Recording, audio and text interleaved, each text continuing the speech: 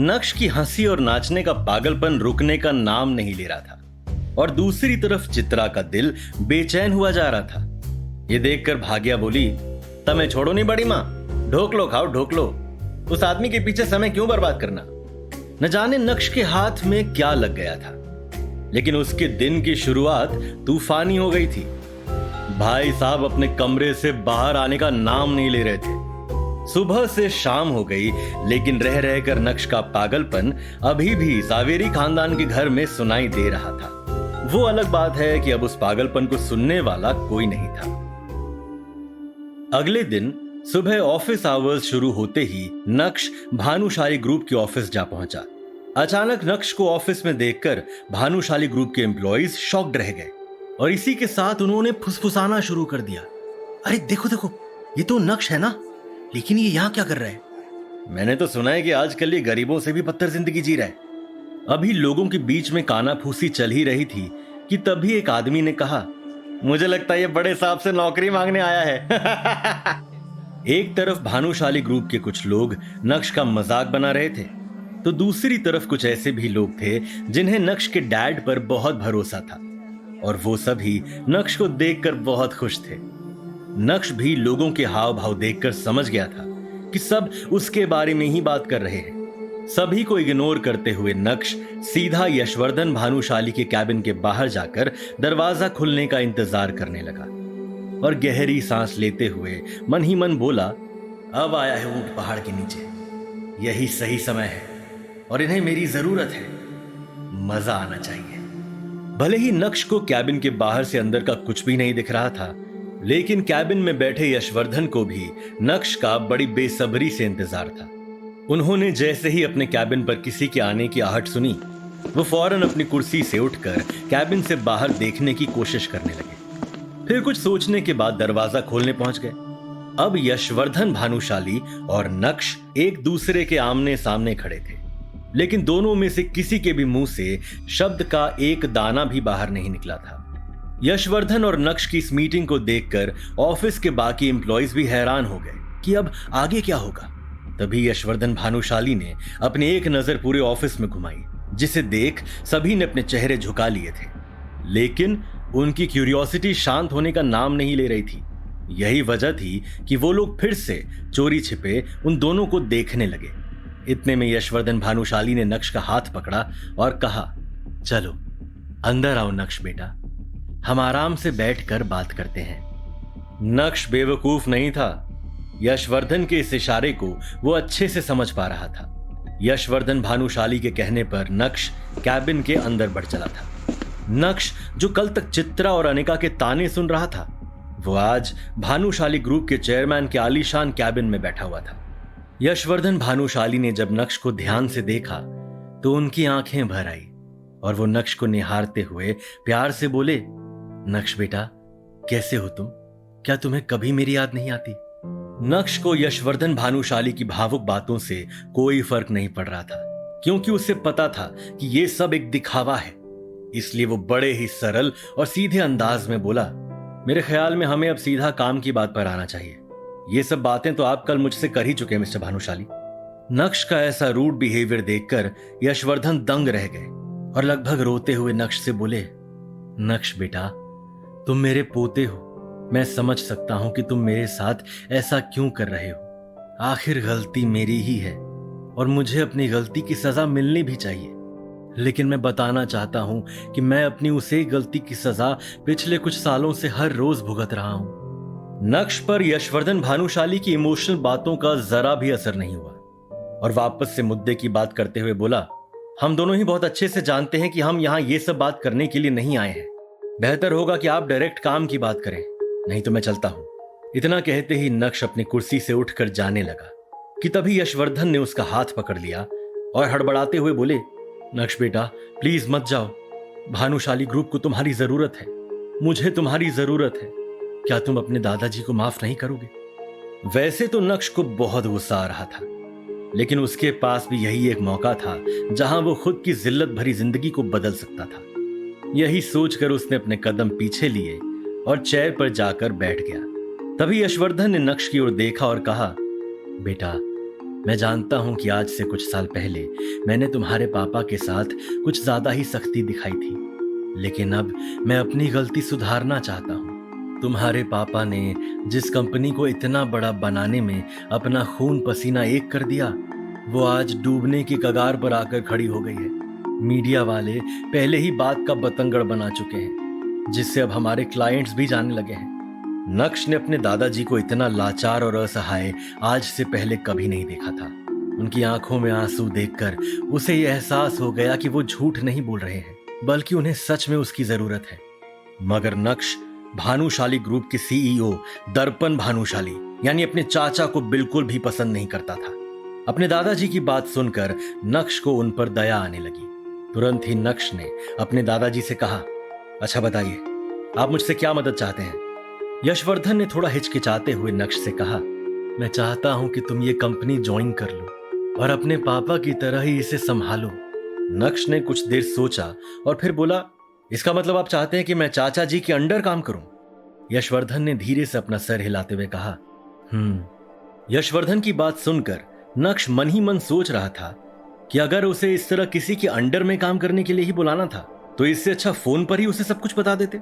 लेकिन नक्श के यहां आने का मकसद कुछ और भी था। वो अपने दादाजी की बात में आकर किसी भी बात पर हां करने के लिए तैयार नहीं था। इसलिए नक्श ने सर उठाकर अपने दादाजी से कहा, दादाजी यहां बात कंपनी और आपके फायदे की है, इसलिए रिश्ते, नाते और पछतावा जैसे शब्दों को हम जरा पीछे छोड़ दें तो बेहतर होगा। मैं आपकी परेशानी दूर करने के लिए तैयार हूं, पर उसके बदले में आपको भी मेरे लिए कुछ ऐसा करना होगा जो मुझे खुशी दे सके, मेरा और मेरे डैड का खोया हुआ सम्मान लौटा सके। मैं आपसे ज्यादा कुछ नहीं चाहता, बस समय समय पर आपको मेरी कुछ शर्तें पूरी करनी होगी और बदले में आपको मुझसे जो चाहिए वो मैं आपको देता रहूंगा। नक्श के मुंह से शर्त वाली बात सुनकर यशवर्धन चौंक गए। उन्होंने भौहें चढ़ाते हुए नक्श से कहा, शर्तें? अब तुम अपनों के सामने शर्तें रखोगे? नक्श ने मुस्कुराते हुए अपने दादाजी से कहा, वो क्या है ना दादाजी, पिछले 2.5 साल में मैंने जिंदगी की कई ठोकरें खाकर यही सीखा है कि इस दुनिया में सीधा और ईमानदार बनकर रहना सबसे मुश्किल काम है। इसलिए अब मुझे भी आज की दुनिया के तौर तरीकों के हिसाब से ही बात करनी पड़ेगी। शायद इसी में मेरी भलाई है, और वैसे भी जरूरत आपको है मेरी, मुझे आपकी कोई जरूरत नहीं। नक्श की तीखी बातें सुनकर यशवर्धन भानुशाली सकपका गए। तुरंत ही उन्होंने नक्श से पूछा, अच्छा बताओ, तुम मुझसे क्या चाहते हो? ये सवाल सुनकर नक्श के चेहरे पर चालाकी वाली मुस्कान आ गई, लेकिन अपने इमोशंस को कंट्रोल में रखते हुए नक्श ने अपनी पहली शर्त सामने रखी। मेरी पहली शर्त है कि अगर मैं ये कंपनी वापस ज्वाइन करता हूं तो इस कंपनी का नया सीईओ मैं बनूंगा। नक्श की पहली शर्त ने ही यशवर्धन को झटका दे डाला और वो चौंकते हुए बोले, क्या? ये क्या कह रहे हो तुम? नक्श, तुम अपने चाचा की जगह कैसे ले सकते हो? नक्श ने जब अपने दादाजी की बात सुनी तो उसने मुस्कुराकर तंज कसते हुए कहा, ठीक वैसे ही जैसे चाचा जी ने मेरे डैड की जगह ली। मैं जानता था कि आपने मुझे यहाँ चाचू के बिजनेस को बचाने के लिए बुलाया है। लगता है आपको भी अपनी गलती का एहसास नहीं है दादू। नक्श की बात सुनकर उसके दादाजी ने कुछ देर सोचा और कहा, ऐसी बात नहीं है बेटा, लेकिन। और इसी के साथ यशवर्धन सोच में पड़ गए। होश संभालने के बाद यशवर्धन ने कहा, अच्छा ये बताओ कि तुम्हारी बाकी की शर्तें क्या हैं? नक्श ने अपनी दूसरी शर्त बताते हुए कहा, मेरी दूसरी शर्त है कि मैं कंपनी में वापस तभी आऊंगा जब मुझे काम करने की पूरी फ्रीडम मिलेगी। मुझसे कोई सवाल नहीं करेगा। कंपनी का पैसा कहां जा रहा है, कहां से आ रहा है, ये सब कुछ मेरे जुरिस्डिक्शन में होगा। No if no but. शर्तें अभी खत्म नहीं हुई हैं और शायद कभी होगी भी नहीं। इस कंपनी को मेरे हिसाब से चलना होगा। नक्श की इस बात पर भी यशवर्धन कुछ देर के लिए हिचकिचाए, लेकिन फिर बोले, तुम्हारी शर्तें सुनकर लग रहा है कि जैसे तुम मुझसे कोई बदला ले रहे हो, लेकिन मुझे तुम्हारी ये शर्तें मंजूर हैं। मौके के दस्तूर को नक्श अपने हाथों से नहीं जाने दे सकता था, इसलिए आज कठोर होकर उसने दिल की सारी भड़ास अपने दादाजी के सामने बाहर निकाल दी थी। और किस्मत देखिए, आज समय भी नक्श का साथ देते हुए नजर आ रहा था। नक्श का ये रूप यशवर्धन ने पहली बार देखा था। उन्होंने तो नक्श को बहुत सीधा साधा समझा था और उन्हें लगा था कि नक्श से बात करना बहुत आसान होगा, लेकिन मिलने के बाद उनकी सोच पूरी तरह से गलत साबित हुई थी। शायद उन्हें भी समझ आ गया था कि नक्श को सब पता चल गया है। वैसे क्या पता चल गया है, उसके लिए आपको थोड़ा और इंतजार करना होगा। यशवर्धन ने अपनी टेबल पर रखा पानी का गिलास उठाया और पानी पीने के बाद नक्श से कहा, मैं नहीं जानता कि तुम्हारी इन शर्तों से तुम्हारे चाचा पर क्या असर पड़ेगा, लेकिन सच बताऊं तो मेरे पास और कोई ऑप्शन भी नहीं है। तुम अगले हफ्ते से भानुशाली ग्रुप के नए सीईओ की पोस्ट पर ज्वाइन कर सकते हो। बात खत्म होते ही यशवर्धन ने सर झुका लिया, लेकिन नक्श भी वहां पूरी तैयारी के साथ आया था। इसलिए नक्श ने अपने दादाजी के सामने एक अग्रीमेंट पेपर रखा और उसे साइन करने के लिए कहा। अग्रीमेंट पेपर देखते ही यशवर्धन ने अपनी नजर उठाई और नक्श से कहा, यह क्या है? क्या तुम्हें मुझ पर भरोसा नहीं? नक्श ने बिना किसी इमोशन के अपनी बात सामने रखी। जो कुछ भी मेरे परिवार के साथ हुआ है, उसके बाद मैं आपके साइन पर ही सिर्फ भरोसा कर सकता हूं, और इस पेपर की मैं एक कॉपी भी लेकर आया हूं। आप जल्द से जल्द फॉर्मेलिटीज पूरी कर दें और मेरी बात को दिल पर ना लें। आखिर आप मेरे दादाजी हैं, इतना तो आप अपने पोते के लिए कर सकते हैं। शायद आपका पछतावा भी कम हो जाएगा। नक्श की बात सुनकर यशवर्धन ने पेन उठाया और उस अग्रीमेंट पेपर पर साइन कर दिया। मुस्कुराते हुए नक्श भी कैबिन से बाहर चला आया और जाते जाते अग्रीमेंट पेपर की कॉपी को यशवर्धन के हाथ में थमा चुका था। ऑफिस से बाहर आते ही नक्श के चेहरे पर एक अजीब खुशी थी। 4 साल पहले कॉलेज पास आउट होने के बाद जब नक्श ने अनिका के पापा के साथ काम करना शुरू किया था, तब सिर्फ अनिका के पापा ही थे जो ये जानते थे कि नक्श का पूरा नाम नक्श भानुशाली है। इतना ही नहीं, कॉलेज की पढ़ाई के दौरान उसके दोस्तों को भी उसके बारे में कोई जानकारी नहीं थी। अनिका के पापा के साथ काम करते वक्त नक्श की मुलाकात अनिका से हुई और पहली नजर में ही वो अपना दिल खो बैठा। लेकिन उसे क्या पता था कि इतना प्यार होने के बाद भी जब वो अनिका से शादी करेगा, तब उसे उस शादी में एक जिल्लत की जिंदगी के अलावा और कुछ नहीं मिलेगा।